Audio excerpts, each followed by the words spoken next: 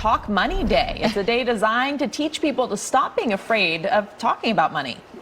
I'm not afraid. I just don't like it. On your sides, Christine Lazar joins us with a special guest. Christine? Well, that counts, Jamie. Whether you don't like it or it makes you feel uncomfortable, you need to start talking about money, especially with inflation driving prices higher and interest rates on the rise. How can you enjoy the holidays without going overboard? Local financial professional Ali Hashemian from Kinetic Financial joins us now with tips to help us stay within budget and avoid damaging our credit scores. Welcome, Ali. Thank you for always coming here with your financial advice. We know that consumers are going to be out there doing lots of holiday shopping, and we know that they will likely be using those credit cards, but you are telling people to tread carefully with that. I mean, especially right now, interest rates are so high, and any kind of debt you can avoid in a high interest rate environment is a good idea.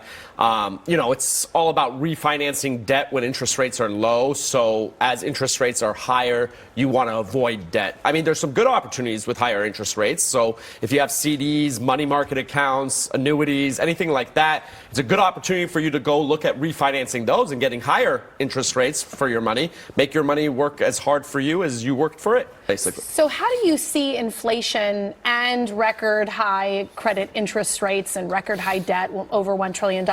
How do you see that impacting how people do their holiday shopping? Well, no one's immune to inflation. I mean, you have kids, right? Mm-hmm. The easiest way I could say it is even Santa's not immune to inflation. I mean, his sleigh doesn't run on gas, so he doesn't have to go to the pump, but even the reindeer got to eat, and hay is more expensive than it's ever been. So I just think it's a good idea to understand that costs are going up. Anything you can do to manage those costs is in your best interest, especially if you have other financial goals like buying a house or saving for retirement. This is the time to start thinking about where you can rein in that spending. And I want to ask you about this because I see it all the time. These buy now, pay laters. Do you recommend it or do you say skip it? No, I say anything that you can afford to do now, get it out of the way, pay for it. It's part of the reason why I also said earlier, avoid that credit card debt. Anything that you can just pay and be done, that's your best bet. That way you can focus on your financial future. And speaking of financial future, obviously your credit score is probably the most important factor in having a good financial future when it comes to borrowing money. What can we do to protect that credit score? There's a lot of things you can do. And remember, credit is an incredibly useful tool, but it can also be dangerous. There's a couple of things, though. Have a saving plan or a spending plan. That's true of not just the holidays, just in general. If you're looking for retirement or anything like that, you want to manage your spending plan. I think making payments on time is one of the most important things people don't understand, but making a late payment can affect your credit score significantly by hundreds of points. That's a big one.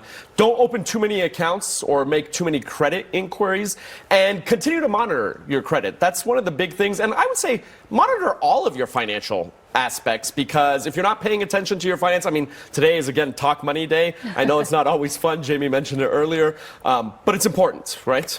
And quickly, last question for you.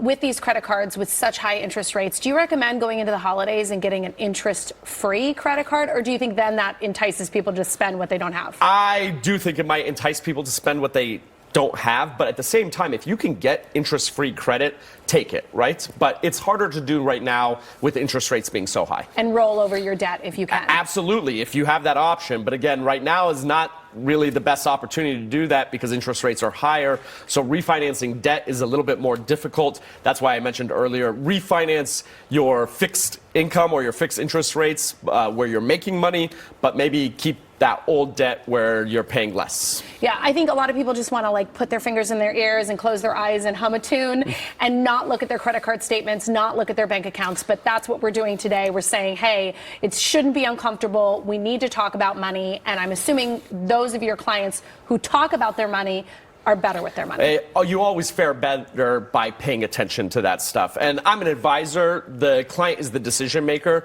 but you really need to pay attention to it. You know, outside of family and health, money might be one of the most important things in your life. So don't avoid it. Don't ignore it. All right. Good advice. Thank you so much, Ali. Thank you for being with us. And for more information on Ali and his book, check out our website, KCALnews.com, and click on Seen on TV.